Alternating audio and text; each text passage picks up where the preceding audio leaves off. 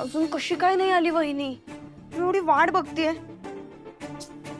नुसत्या येरझारा घालण्यापेक्षा ना मला जरा मदत कर. ए आई प्लीज, आता मदत बिदत काही सांगू नकोस मला. वाटलंच मला. जरा काय तुला सांगायला गेलं ना की आरडाओरड आणि वैताग.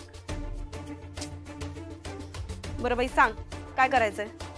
माझं श्री सुक्त पठणाचं पुस्तक कुठे मिळत नाहीये, ते जरा शोधायला मदत कर. आई मला नाही माहिती तुझं पुस्तक कुठे ते. तू बाबांना विचार. अरे बाबांना काय विचार? माझा काय संबंध?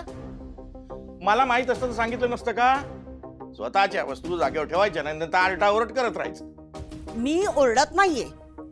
जी पुस्तकं जागेवर ठेवते ना ती घरात नाहीये. हा खरा तुझा त्रास आहे. एव्हा ना अश्विनीने घरी यायला नको? हो यायला पाहिजे होतं. मला पण एवढी एक्साइटमेंट आहे, मला सगळं विचारायचंय तिला. शिल्पी, ही सगळी ना तुझी चूक आहे. तू तिला डोक्यावर बसवून ठेवलंय, तिचं कौतुक करत आहेस. काय गरज आहे बिझनेस करायची? झालं, गाडी अश्विनीवर घसरली. हो पण घरच्या जबाबदाऱ्या विसरलीये तुमची सून. एक गोष्ट विसरतेस तू, अश्विनी फक्त वाघमारे घराण्याची सून नाहीये, तिची आपली स्वतःची एक ओळख आहे, कळलं? पण त्याआधी ती या घरची सून आहे ना, हे विसरताय तुम्ही. आई तू हे काय लावलंय सगळं? ती काय काल बाहेर जायला लागलीये का? हो नाही ना, प्रीती ब्युटी पासून मिसेस इंडिया पर्यंत आणि त्या पार्लर पासून क्रीम पर्यंत कायम बाहेर. पण ती घरात नसताना मला करावी लागतात कामं. किती दिवस कामं करायची मी? उज्ज्वला, हे बघा, तुम्ही अश्विनीची बाजू घेऊन माझ्याशी वाद घालू नका. अहो मी सुद्धा दबते. नात लग्नाच्या वयाची झाली, किती कामं करायची मी? उज्ज्वला अगं काही दिवसांचा प्रश्न आहे. एकदा का तिचं प्रॉडक्ट लॉन्च झालं ना, तिच्या हाताखाली माणसं आली की हो येतील ना, येतील माणसं येतील. बाप्पाला दाराबाहेर उभं करायचं आणि यश मिळेल म्हणे यांना. झालं हिचं पुराण चालू. बाप्पांना ताटकळत ठेवलं, हे ब्रीद वाक्यच आहे हिचं. हो पण ते ताटकळत ठेवलं म्हणूनच सगळं रामायण घडलं ना. अरे रामायण घडलं म्हणजे त्यात अश्विनीचा काय दोष आहे? मग कोणाचा? अरे श्रेयसने ठेवलं ना ताटकळत. हो पण कोणामुळे? अश्विनीमुळेच ना. कमाल करते, पुन्हा तू अश्विनी अश्विनी अश्विनी, दुसरा काही सुचत नाही का तुला? हो मला चिडवायचा प्रयत्न करू नका, मी अजिबात चिडणार नाहीये. चिडली तरी चिडत नाहीच. बर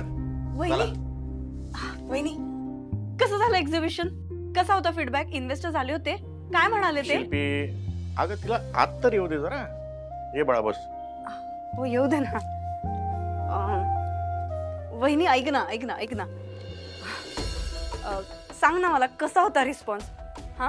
आपलं प्रोडक्ट त्यांना आवडलं का? आपला ब्रँड त्यांना आवडला का? बोल ना काहीतरी. शिल्पी एक मिनिट.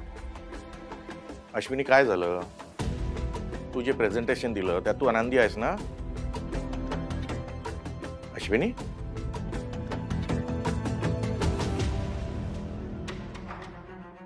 नाही, एक्झिबिशन सक्सेसफुल नाही झालं. काय? पण का? तुम्ही बनवलेलं ब्रोशर दाखवलंस का त्यांना? नाही.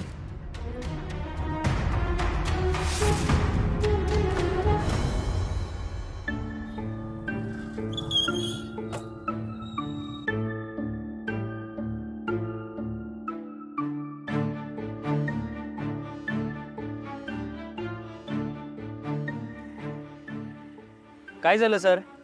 गाडी बंद वगैरे झाली आहे का? बंद पडली. मग मी एक काम करतो, मी तुम्हाला घरी सोडतो. तसंही मी त्याच रूटला चाललोय. चला. अरे नाही मेकॅनिक येतोय, तो रिपेअर करेल मग जाईन मी घरी. सर कसं आहे ना, माझ्या एक ओळखीचा गॅरेजवाला आहे, तो तुमची गाडी घेऊन जाईल आणि एकदम क्लीन टकाटक करून दुसऱ्या दिवशी आणून सुद्धा देईल. तुमच्या इथे थांबायचा वेळ वाचेल ना. अरे नाही, तो माझा नेहमीचा मेकॅनिक आहे, त्याला या गाडीबद्दल सगळं माहिती आहे, तो येतोच आहे. मग ठीक आहे, तो येईपर्यंत मी तुम्हाला कंपनी देईल. वेळ आहेस का? कंपनी काय देतो, घरी जा. सर तेवढंच आपलं बोलणं होईल ना.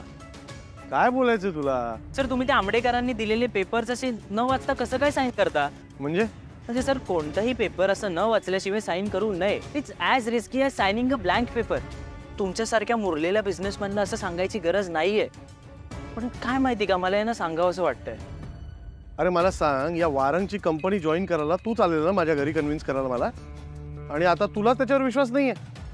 असं नाहीये की माझा कार्तिक सरांवर विश्वास नाहीये, पण मला तुम्हाला फक्त हेच सांगायचंय की जर आपल्यासमोर कोणतंही डॉक्युमेंट आलं ना तर त्याचं ब्लाइंडली फॉलो नाही करायला पाहिजे. त्याच्यावर नीट वाचून साईन करायला पाहिजे. आणि तुम्ही ना त्या आंबेडकरांना एकदम ब्लाइंडली फॉलो करताय. काय टेन्शन नाहीये, त्यांचं डॉक्युमेंटेशन एकदम सॉलिड असतं.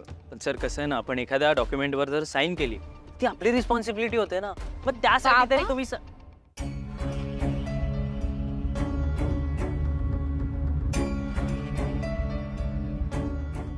एनिवे सर, मी येतो. मला तुम्हाला एवढंच सांगायचं होतं. आणि आज जर तुम्हाला याची काही मदत लागली ना तर मला कॉल करा. ओके?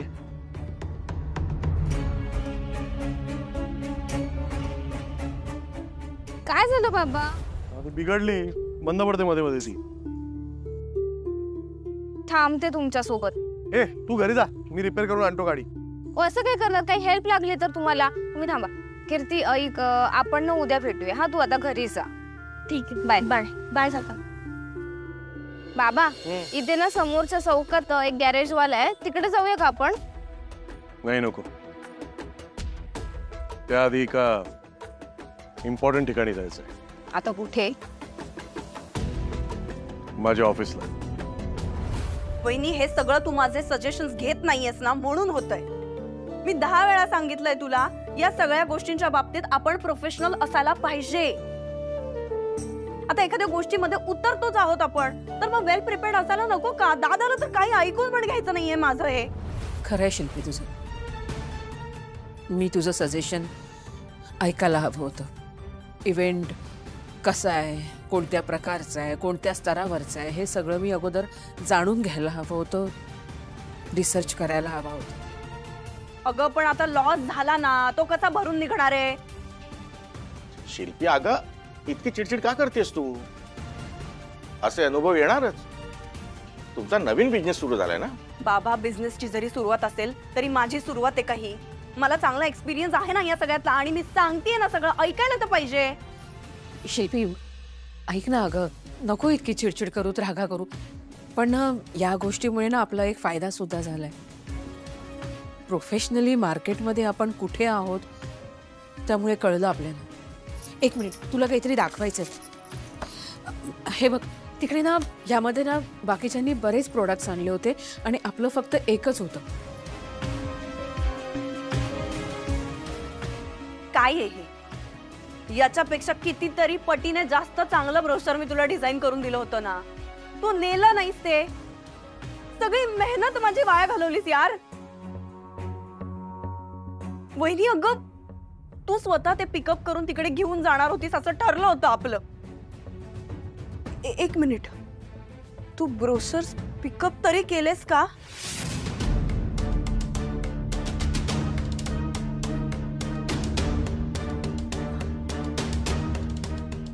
नाही.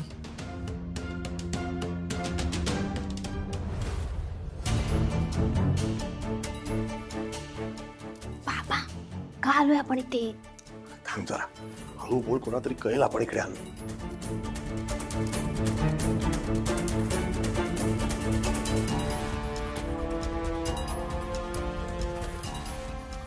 काय शोधताय तुम्ही?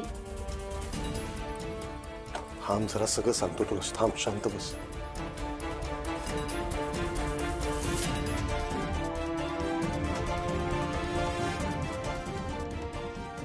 काय पाहिजे बाबा?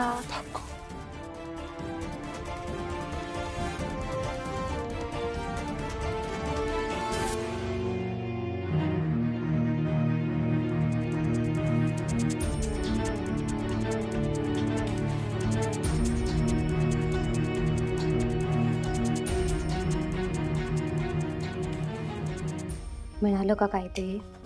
थांब, सांगतो, सगळं सांगतो. सांगा आता तरी, काय शोधताय? त्या आंबेडकरांनी माझ्या काही सह्या घेतलेल्या डॉक्युमेंट्स, त्या चेक करायच्या होत्या. तुम्हाला डाऊट आहे का कोणावर? नाही, डाऊट नव्हता मला. प्रतीक म्हणाला तेव्हापासून जरा. प्रतीक? बाबा, तुम्हाला प्रतीकचं इंटेन्शन चुकीचं वाटतंय का? मला सांगा, कारण माझा ना त्याच्यावर अजिबात विश्वास नाहीये. तो मुलगा चांगला नाही आणि त्याच्यामुळे आपल्या घरात आता परत प्रॉब्लेम्स नको. मी आता चेक केलंय सगळं व्यवस्थित आहे. डोंट वरी. नक्की ना? हो, तुझी आई म्हणते ते बरोबर आहे. Everyone deserves a second chance. पारण ऑल्सो डिझर्व्स. ठीक आहे, नाही फसू दे तू मला. चला आता लवकर, आई आली असेल इव्हेंट. आला नाही ना असं ते बघ. इथेच होतं ना? चल चल चल, लवकर जाऊ. शिल्पी ऐक ना अगं, मी हे सगळं मुद्दामून नाही केलं. तो डिलिव्हरी बॉय ना वेळेत ब्रोशर घेऊन आलाच नाही अगं. काय कारण असतात यार तुझ्याकडे, काय कारण असतात. वहिनी आपलं काय ठरलं होतं, तू जाता जाता ते ब्रोशर्स कलेक्ट करणार असं ठरलं होतं की नाही आपलं, मग का नाही केलेस? ओ अच्छा, तू जर ते ब्रोशर्स नेले असतेस आणि तिकडे त्या ब्रोशर्सचं कौतुक झालं असतं तर तुला ते आवडलं नसतं, त्याचं क्रेडिट मला मिळालं असतं ना. हो आता कळलं मला, म्हणून तू प्रिंटरवाल्याचं कारण देतेस हो ना. शिल्पी अगं काय बोलतेस, आणि नको ना इतकी चिडचिड करू. अगं मी स्वतःहून असं का करेन आणि माझ्याच बिझनेसचं नुकसान करेन का मी? अगं त्या डिलिव्हरी मॅनने वेळेवर डिलिव्हरी दिली नाही ब्रोशरची, म्हणून प्रॉब्लेम झाला. आणि एक्झिबिशनच्या इथे मलाच त्या ब्रोशरची गरज केवढी होती अगं. अगं वहिनी, पण मी तुला 10 वेळा हेच समजून सांगतेय ना, आपलं प्रोडक्ट आपला ब्रँड लोकांपर्यंत पोहोचावा असं वाटत असेल तर त्यासाठी मार्केटिंग खूप गरजेचं आहे. मी इतकी मेहनत करून ते ब्रोशर बनवलं होतं, तू घेऊन पण नाही गेलीस. आणि माझ्या त्या बनवलेल्या ब्रोशर्स पेक्षा तुला हा डाऊन मार्केट बोर्ड तुला जास्त महत्वाचा वाटला. हे बघ, मान्य आहे मला हा तुझ्या मुलींनी बनवला होता, कर ना तू कौतुक त्यांचं, पण घरी कर ना. तिकडे इन्व्हेस्टर समोर हा बोर्ड दाखवण्यात काय अर्थ आहे? हा हा काय चाइल्डिशपणा, याला म्हणतात अनप्रोफेशनलिझम. हो मग काय, मी 10 वेळा सांगितलंय वहिनी तुला, first impression is the last impression. आपल्याला जर ना एखाद्या गोष्टीमधलं कळत नसेल तर ज्याला कळतं त्याला तरी विचारावं. आणि मला कळतंय, मी सांगतेय तुला 10 वेळा हे कर ते करू नकोस, तरी तुला माझं ऐकायचंच नाहीये. का कळत नाहीये वहिनी तुला? थर्ड क्लास बोर्ड वापरण्याची काय गरज होती तुला? हे असंच जर चालू राहिलं ना तर बिझनेस सुरू होण्याच्या आधी बंद होईल. शिल्पी काय बोलतेस तू? नाही काय चुकीचं बोलतेय मी, सांग ना. चुकीचं बोलतेस का बरोबर बोलतेस हा मुद्दा नाहीये. या पद्धतीने बोलायचं नाही तिच्याशी. अरे बाबा, मी तिला फक्त बिझनेसचा सेन्स शिकवत होते, पण ही ऐकतच नाहीये कोणाचं. जे काही शिकवायचंय ते हळू आवाजात आणि व्यवस्थित छान समजवायचं. बॉसिंग करायचं नाही तिच्यावर. नाही, बॉसिंग करत नाहीये मी दादा. मी रात्रभर जागून तिला ते ब्रोशर्स बनवून दिले, डिझाईन करून दिले, पण तिने ते एक्झिबिशन मध्ये नेलेच नाहीत यार. काय झालं, सगळा लॉस झाला की नाही आपला? मग 10 वेळा मला म्हणायचं या अख्ख्या प्रोसेस मध्ये ना शिल्पी, मला तुझी खरंच खूप गरज आहे, मला तुझ्या मदतीची गरज आहे. मदत जर घ्यायचीच नव्हती तर मग हे बोलायचं कशाला? हे असं नाटकीपणा करते ना, म्हणून मला फ्रस्ट्रेशन येतं हिच्या बाबतीत. शिल्पी ऐकून घे जरा, समजलं ना? अरे काय ऐकून घ्यायचंय दादा? दादा तू जेव्हा ऑफिस मध्ये काम करायचास तेव्हा जर तुझ्या कामाचं तुला क्रेडिट नाही मिळालं तर तुलाही राग यायचा ना. आपल्या कामाचं क्रेडिट नाही मिळालं, आपल्या कामाचं कौतुक नाही झालं की येतो राग, वाटतं वाईट. मलाही तीच कंडिशन आहे माझ्यात. शिल्पी काय होतंय? मयू जा, तू पाणी घेऊन ये जा, जा लवकर. पोटात कळ आली जरा. अरे देवा, पण ओरडायचं नाही, शांत बसायचं. तू पण ना शिल्पी, तुम्ही आता शांत राहा ना जरा. आणि घे. घे पाणी घे. बरं वाटतंय? बरं. नक्की ना?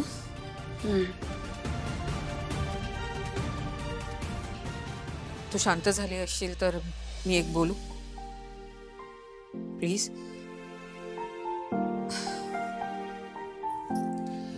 ऐक ना अगं, शिल्पी मी जे काही केलं ना ते मुद्दामून केलं नाही अगं, खरंच. अगं मी रिक्षामध्ये होते तेव्हा एक्झिबिशन वाल्यांचा फोन आला. त्यांनी सांगितलं की अर्धा तास अगोदर यायचे, त्याच्यामुळे मला प्रिंटरवाल्याकडनं ब्रोशर कलेक्ट करता नाही आलं. आणि हे बघ, तुझे मार्केटिंग बद्दल, प्रेझेंटेशन बद्दल जे काही सांगितलंस ना ते तिथे गेल्यावर मला खरंच पटलं. आणि तू तिथे असली असती तर तुझी खरंच मला मदत झाली असती. शिल्पी ऐक ना अगं, मीच तुला म्हणाले ना की तू मला बिझनेसमध्ये हवी आहेस म्हणून. अगं खरंच मला तुझी गरज आहे. आणि तू ना हा विचार डोक्यातनं काढून टाक आणि गैरसमज तर प्लीज करून घेऊ नको की तू मला नकोयस. आता सगळ्यात जास्त महत्वाचं काय आहे सांग ना? तू स्वतःची काळजी घेणं, हो ना? तुझं बाळ आणि तू खुश असणं जास्त महत्वाचं आहे की नाही शिल्पी? आणि सॉरी, माझ्यामुळे तुझ्या कष्टांवर पाणी फेरलं गेलं. पण मी खरंच मुद्दामून नाही केलं. हे बघ, तुला जी काही शिक्षा द्यायची आहे ना ती मी भोगायला तयार आहे. तुझा अजूनही विश्वास नाही बसत आहे माझ्यावर. ठीक आहे, मग तू शिक्षा देऊन बघ. खरंच अगं. 10 उठा बसा काढ. मी डोकं फिरलंय का? उठा बशा काय काढ. एक तर तू मध्ये पडू नकोस, आणि तिने मला आता विचारलं ना काय शिक्षा भोगू मी, मग आता भोग. काहीच प्रॉब्लेम नाही. हा ठीक आहे, मी काढते उठा बशा. काय काढते? आई अहो, त्या आईने सिरियसली उठा बशा काढायच्या? हो, आता काय म्हंटल मी? 10 उठा बशा काढेल ती.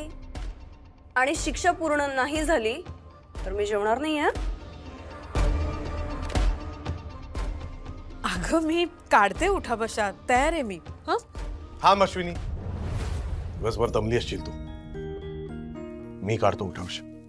बाबा थांबा, तुम्ही 5 उठा बशा काढा, मी 5 उठा बशा काढा. चालेल, चला. आम्ही दोघं शेअर करून घेतो. थांब. तुम्ही दोघेच का? मी देखील उठाभिषा करणार. 3 तू काढ, 3 मयो, 3 मी. नाही, पण तरी एक राहतीये, त्याचं काय? अगं एक उरली तर उज्ज्वला आहे ना, उज्ज्वला उठाभिषा काढेल.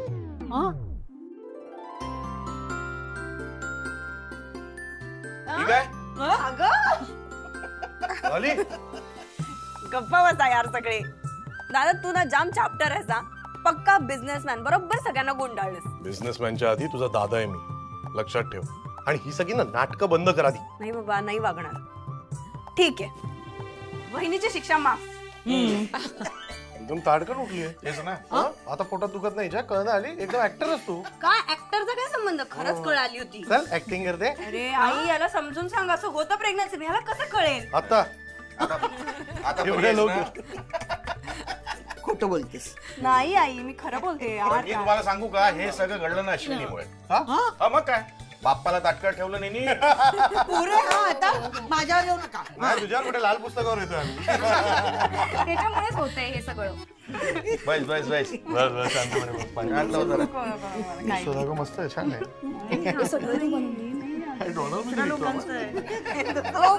डॉलरमध्ये विकतो. भाई, गाडी रिपेअर करून आणली आहे, मस्त झाली गाडी. हवं तर एखादी ड्राईव्ह घेऊन बघ. हा, ड्राईव्ह घ्यायला जावी. पण गेल्या वेळी तुझ्या लाडक्या मेकॅनिकने घेतलेली ना रिपेअर करायला, दुसऱ्या दिवशी बिघडली. अरे तो वेगळा होता, हा वेगळा आहे. हा माझ्या भरोशातला आहे, टेन्शन घेऊ नकोस. एकदम परफेक्ट झाली गाडी, मक्खन. तुझ्या भरोशाची लोक माहिती आहे मला. राहू दे आता, टाइमपास करू नको. सकाळी उठायचं लवकर. चल बाय. अरे ऐक ना, हा, मला एक सांग, त्या वारंगचा काही पैशांचा झोल आहे का? नाही कारण अरे काय नाही, मी त्याला एका गुंडाबरोबर बघितलं आपल्या टपरीवर. आणि तो आपल्या टपरीवरला सांगत होता की त्याच्यासोबत जो गुंड होता ना, ते पैशांची वसुली करतात. म्हणून म्हटलं, बाकी काही नाही. आणि तसंही तू आता ते अंबर टॉवरचं पार्टनरशिप आहे त्याच्यामध्ये, तो काही प्रॉब्लेम नको व्हायला, बस बाकी काही नाही. नाही त्याचं काहीतरी पर्सनल असेल, मला माहित नाही. आणि तसंही अंबर टॉवरचं प्रोजेक्ट एकदम ट्रान्सपरंट आहे. सगळे डीलिंग्स एकदम ट्रान्सपरंट, काहीच टेन्शन. त्याच्यावरती ब्लाइंडली विश्वास ठेवू नको. आणि हे तू मला सांगतोस श्रेयस वाघमारेला. चल चल. हॅलो, तू कुठे चालला? तिकडे इकडे.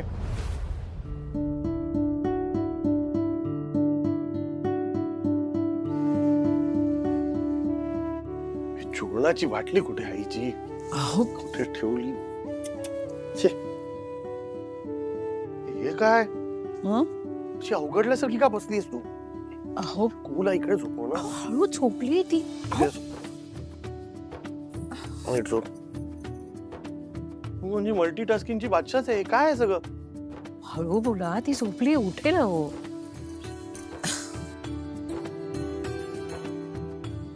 काय एवढी अवघडल्यासारखी बसलेलीस? हा, अहो बरेच दिवस तिला तिची आई सापडत नव्हती ना, म्हणून माझ्याजवळ हट्ट केला की मला मांडीवरच झोपायचंय.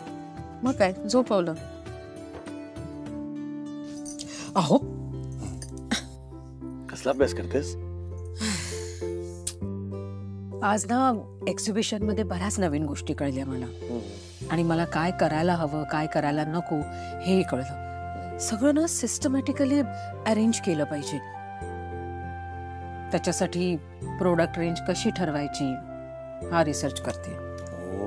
आणि आज माहितीये तिकडे ना जेवढी सगळी लोक आली होती ना त्यांनी स्वतःचे ब्रोशर्स आणले होते, पण प्रोडक्टचे इन्ग्रेडियंट्स किंवा त्याचे फायदे असे बायफर्केट केलेले नव्हते.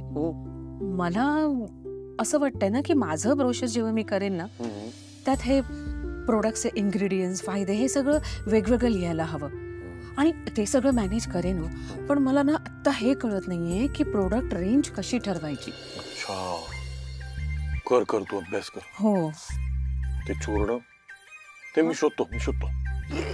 कुठे शोधायची? हो तिथे त्या तू अभ्यास कर. अरे हा एक गोष्ट सांगायची राहून गेली. काय बाबांचे 4-5 मित्र येतात उद्या जेवायला दुपारी. काय हो